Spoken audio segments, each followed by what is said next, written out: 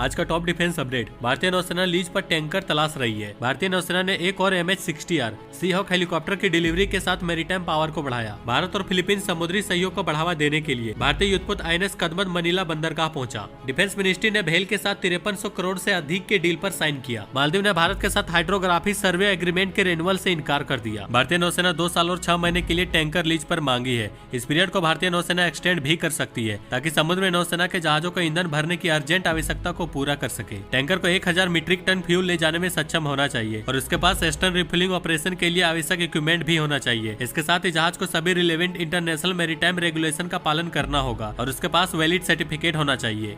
हाल ही में नई दिल्ली में एवियोनिक्स एक्सपो 2023 में एक कार्यक्रम में अपने स्वदेशी रूप से डेवलप डिजिटल मैप जनरेटर का प्रदर्शन किया। यह cutting edge technology Sukhoi 30 mark 1 और जगुआर डेरिन थर्ड लड़ाकू जेट की कैपेबिलिटीज को बढ़ाने के लिए डिजाइन की गई है और जल्द ही एडवांस तेजस मार्क 1A जेट पर भी उपलब्ध होगी। IDGM पायलटों को नेविगेशन, फ्लाइट प्लानिंग और टैक्टिकल ऑपरेशन के लिए महत्वपूर्ण उपकरण प्रदान करता है। इसके साथ ही यह 2D और 3D मैप प्रोवाइड करती है। लॉकहीड मैरीटाइम इंडिया ने एक और MH-60R सीहॉक हेलीकॉप्टर आने की कंफर्मेशन दिया है, जो भारतीय नौसेना की एंटी सबमरीन और एंटी सरफेस वारफेयर कैपेबिलिटीज को और मजबूत करेगा। पहले 3 MH-60R की डिलीवरी 2021 में की गई थी। उसके बाद 2023 के मध्य में 2 और की डिलीवरी की गई। यह एक्विजिशन फरवरी 2020 में भारत और अमेरिका के बीच $2.6 बिलियन की लागत से कुल 24 हेलीकॉप्टर के डील को अनाउंस की गई थी और बची हुई हेलीकॉप्टरों की डिलीवरी 2025 तक की जाएगी।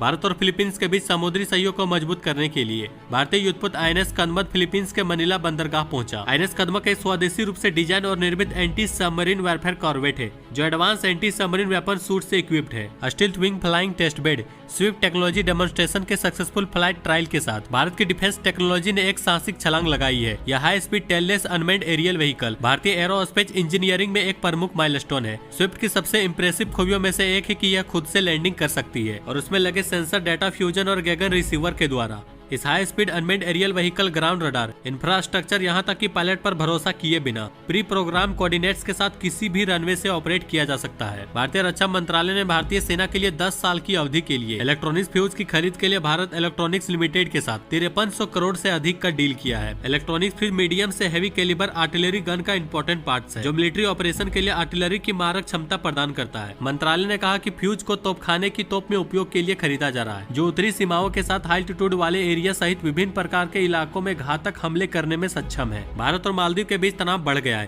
क्योंकि राष्ट्रपति मोहम्मद मुइज़्ज़ू की सरकार ने भारत के लिए अपने जल का हाइड्रोग्राफी सर्वे करने के लिए एग्रीमेंट को रिन्यूअल नहीं करने का फैसला किया है। यह निर्णय मालदीव द्वारा देश में तैनात भारतीय सैन्य कर्मियों की वापसी के अनुरोध के ठीक 1 महीने बाद आया है। PM मोदी की यात्रा के दौरान 2019 में एग्रीमेंट हुआ था कि भारत मालदीव के पानी की गहराई, चट्टानों, धाराओं और समुद्र तट का नक्शा बना सकती है। आज का क्वेश्चन ऑफ द डे, हाल ही में खबरों में देखा गया INS सिंधु केसरी क्या है? इस वीडियो के बारे में अपनी राय कमेंट में जरूर दे। बाकी लाइक एंड सब्सक्राइब जरूर करें।